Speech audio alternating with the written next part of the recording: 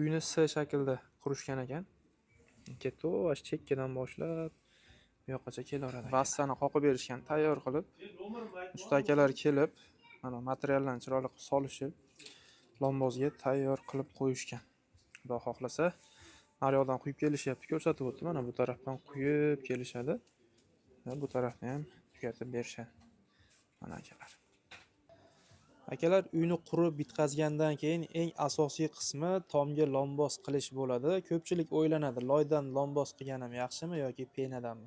Buni hozir sizlarga afzallik hamda qulayliklari, narxlarini qisqacha tanishtirib o'tamiz.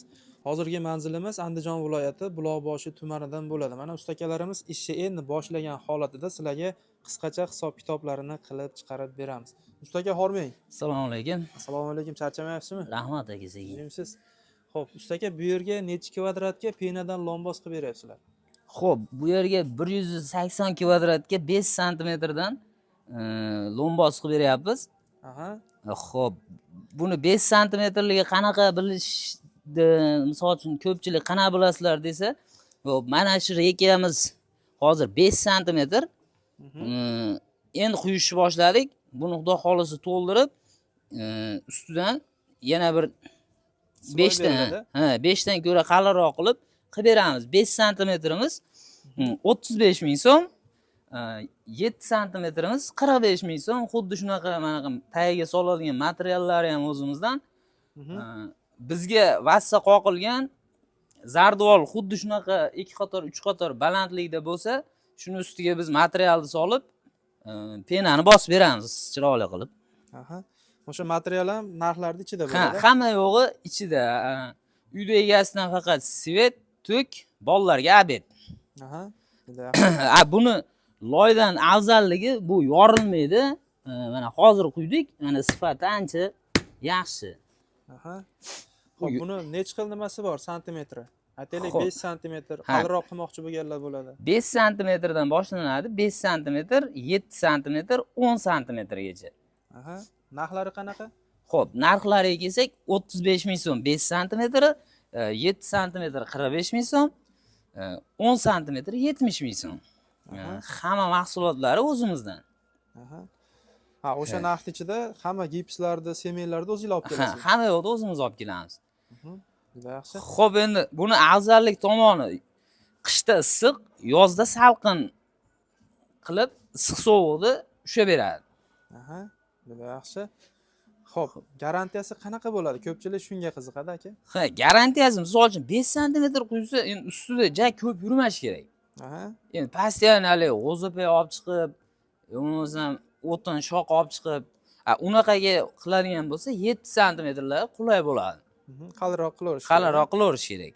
Endi agar manaqa bo'lib ustida odam yurmaydigan bo'lsa 5 santimetr ham ancha issiq sovuqni ushlab beraveradi. Aha, juda yaxshi. Akalar, mana tomni ob'yemi ancha katta ekan. Hozir imkon qadar ko'rsatib beramiz. Bunaqasiga aylanasiga S shaklda tom tushgan. Endi ish jarayonini boshlashyapti. Endi bu yerda dogovor bo'lgan. 5 santimetrlikka dogovor bo'lgan ekan. Menimcha odam ham uncha chiqmasa kerak bu tomga. Endi xohlovchilarga loy bosishni tavsiya qilamiz, xohlovchilarga penadan lomboz qilishni tavsiya qilamiz. Kimga qaysi ma'qul kelsa akalar. Qulayliklarini usta akamiz aytib o'tib ketdi. Birinchi navbatda yengil bo'ladi akalar. Ikkinchi navbatda yozda salqin, qishda issiq bo'ladi. Komfort bo'ladi, teshiklari qolmaydi. Mana sichqonlar oralamaydi, qurt-qumursqa oralamaydi akalar. Shu taraflari qulay bo'ladi. Eng muhimi o'sha aytganimdek yengil bo'ladi loydan ko'ra. Keyin mana usta akalarimiz shuncha kvadratni qanchada bitkazib berasizlar? Xudo xolasa bugungacha kechroq boshlab qoldik. To'k svet yo'q bo'lib qoldi, to'k suv yo'q bo'lib qoldi. Hozir endi 5 ta bayda yana suv o'chib qolar ekan, ertaga xudo xolasa soat 2-3 larga tugatamiz. Agar o'chmay tursa, bir kunda tugatamiz xudo xolasa. Bir kunda tugatib berasizlar, noldan. Bir kunda tugatamiz. Hozir mana mashq holati ham 3 santimetrlik joyi ham meni bemalol ko'taryapti. Hali qatmagan holati bu. Yo'q, hali qatmagan holat. Mana rekani bu yog'i ham ko'rinib turibdi. 2 santimetr, 3 santimetr quyildi xolos. Juda yaxshi. Standart qilib 5 quyaman degan taqdirda ham ba'zi joyiga 5 tushadi akalar, ba'zi joyiga 6-7 ham bo'lib ketadi. Sababi buni past balandini ham hisobga olish kerak. Akalar rekaga to'g'rilab, uringa chiqarib berishyapti. Xo'p, garantiyasini aytib o'tib ketdik. Misol, penadan lomboz qilaman degan akalar bo'lsa, qayergacha lomboz bosib berasizlar? Xo'p, hozir aksiya bo'lib ketdi. O'zbekiston bo'ylab o'sha narxda qilib beraveramiz. O'zbekiston bo'ylab. O'zbekiston bo'ylab. Demak, shu voha taraflardan ham Ha. zakaz bo'lsa, borib qilib berish Samarqand, bor. Sirdaryo, Voha hamma yoqlarga boraveramiz. Mhm. Narx o'zgarmaydi akalar. Yaxshi. Aka, yana qiziq savol, buni tarkibida nimalar bo'ladi? Suv bo'ladi. Aha. 3 kilo sement, Aha. 35 kilo gips bo'ladi. Ha, bitta shu bayokda tayyorlanish. Bitta shunga Holat. hamma narsa solinadi. Keyin bitta bochkamizda pena solinadi. Mhm. O'sha qorishmalar aralashtirgan holatda Keyin shu quyib beramiz. pena lombozimiz tayyor bo'lar ekan akalar. Xo'p, fikringlarni kommentda kutib qolamiz. Penadan lomboz qilgan yaxshimi yoki loydan lomboz qilgan yaxshimi akalar? Menimcha ikkalasini ham o'rni o'ziga yarasha akalar. Xohlovchilar bundan qilsin, xohlovchilar loydan lomboz qilishlari mumkin. Lekin akalar, ba'zi joylarda loydan lomboz qilgan eski tomlarda o'sha nurab ketgan joylari bo'ladi, ochilib qolgan joylari bo'lishi mumkin. Aytaylik 20 yil, 15 yillik tomlarda o'shalarning ustiga ham lomboz qilsa bo'ladimi aka? Bo'ladi, agar remont bo'lmagan bo'lsa qilsa bo'ladi. Remont bo'lmagan Ya'ni remont bo'lmagan bo'lsa, endi bu remont bo'lgan bo'lsa, jicha-picha aytib-aytidan oqishi mumkin. Ha, uy tarafga oqishi Ha, mumkin. Bu oqishi suyuqli mumkin. bo'lgani uchun Suyuq bo'lgani qatib uchun. olgunicha oqishi mumkin ekan. Lekin aytganimizdek, loyni ustidan ham qilsa bo'laveradi aka. Loyni ustidan ham qilsa bo'laveradi. Qilsa bo'laveradi. Demak akalar, savolinglar bo'lsa, mana usta akani o'zi nomerini yozib qo'yamiz. Qanaqadir savol bo'lsa, telefon qilaverasizlar, batafsil hisob-kitoblarigacha chiqarib berishadi. Xudo xohlasa. Pena lombozlariga garantiya ham berishyapti akalar. O'zbekiston bo'ylab penadan lomboz quyib berishar ekan. Demak, e'tibor uchun kattakon rahmat. Ma'lumotni foydali deb hisoblasanglar, ozgina mehnatimizni qadrlab, bitta like bosib ketishni unutmanglar. Usta aka, mehnatingizga Alloh baraka bersin. Rahmat. Salomat bo'linglar. Akalar, endi biz tomni bir qator ko'rsatib beramiz. Akalar, mana uy egalari vassani qoqib berishgan, tayyor qilib. Usta akalar kelib, mana materiallarni chiroyli qilib solishib, lombozga tayyor qilib qo'yishgan. Xudo xohlasa, naryoqdan quyib kelishyapti, ko'rsatib o'tdi. Mana bu tarafdan quyib kelishadi. Va bu tarafni ham tugatib berishadi. Mana akalar.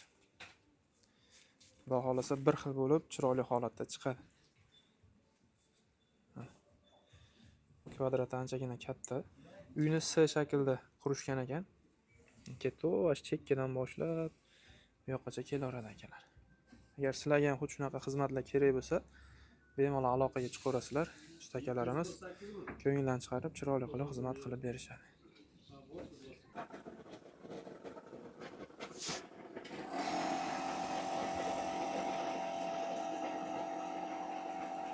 Bo'ladi, hoji.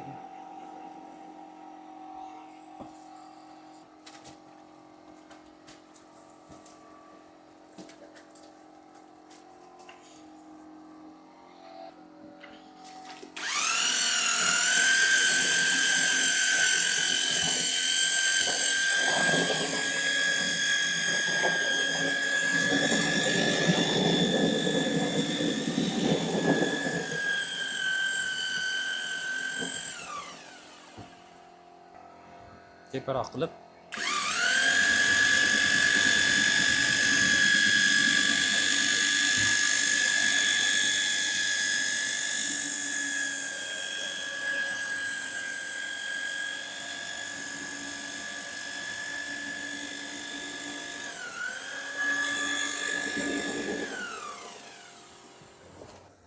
Azizlar, mana quyish jarayonini qisqacha ko'rsatib o'tamiz. Urvenga qo'yib olib, bir chekkadan quyib, bir xilda ko'tarib borishar ekan.